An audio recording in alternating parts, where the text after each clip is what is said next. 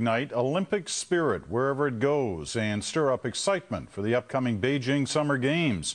But so far, the Olympic torch has been stirring up plenty of trouble instead on its world tour. And today in Paris, a new level of chaos broke out as protesters targeted the torch with such force that the traveling roadshow was called off in mid-run. David Common was there. Though launched with great fanfare from the deck of the Eiffel Tower with a kiss from a French Olympian, this relay seemed doomed from the start. Just meters into its run, a man leapt at the torch. Protesters hurled insults, and the huge security force swung into action, making it all but impossible to see the torch itself. Not to be deterred, the demonstrators then blockaded roads, jumped barricades, and at times overwhelmed the 3,000 officers and soldiers guarding the route. Some police began to lose it. After all this, the Chinese escorts simply turned off the torch, transferred it to a bus, and began looking for a new route. The protesters, though, would not relent, insisting this is a golden opportunity to embarrass China over its human rights record in Tibet. We must do something to tell the Chinese to free the Tibetans. They said that Olympics will give a chance for peace to rise in Tibet and in China, but for the moment we don't see anything, any change, and it's even worse. French police made dozens of arrests in a security operation that was supposed to avoid a repeat of what happened yesterday. In London, the relay was chaotic, harried by protesters at every turn. One man tried to douse the torch with a fire extinguisher. Another even got his hands on it for a split second. Even with a security detail worthy of a visiting U.S. president, the police were left running. And in a symbolic defeat, the Olympic torch was extinguished 4 times, then relit from a carefully guarded lantern.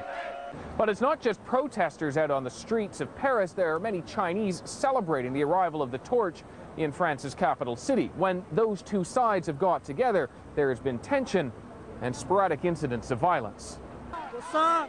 When pro-Tibet protesters tore at a Chinese flag, riot police dove in to separate the two groups.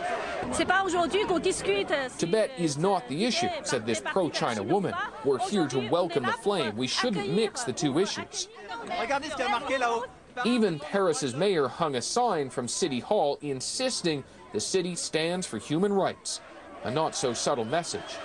And it was here where officials decided the day was over. With a third of the route still to go, the torch was rushed away. Another setback for the Olympic spirit. David Common, CBC News, Paris. Meanwhile, in Beijing today, top Olympic officials gathered to discuss the upcoming Games. And walking a fine line was the president of the International Olympic Committee. Jacques Roga said he's concerned both with the situation in Tibet and also with the violence that's been dogging the torch relay. China then took to the podium to lash out at protest groups, saying a handful of them are trying to sabotage the relay with disgusting actions. Well, next up on the torch's marathon tour is the only stop in North America, San Francisco. A 10-kilometer run is all set to go for Wednesday, but already the demonstrators are busy rolling out their message. Joining us now from San Francisco is the CBC's Chris Brown. Chris. Peter, as the Olympic torch circles the globe, a world landmark like the Golden Gate Bridge is an obvious target for protesters, and today they struck even before the torch arrived. 3 members of the group Students for a Free Tibet climbed up the cables and wore hard hats. They draped 2 banners saying, "One world, one dream, free Tibet." They climbed down on their own after a couple of hours and were arrested by the police. This is a tense time for police and city staff. The opposition to the Chinese government is very well organized. There are marches and protests planned here all week, even another torch run through the streets called the Tibet Freedom Torch. At the same time, many in the city's large Chinese community are furious with the protesters. They say they're upstaging what should be a celebration of cultural ties with China, and indeed many business groups here have organized their own pro-China rallies. The exact route of this torch was kept secret right up until the very end, and many changes were made, but now all of the details are out, and people are preparing for a tense few days. Peter. All right, Chris, thanks very much. Chris Brown reporting to us tonight from San Francisco.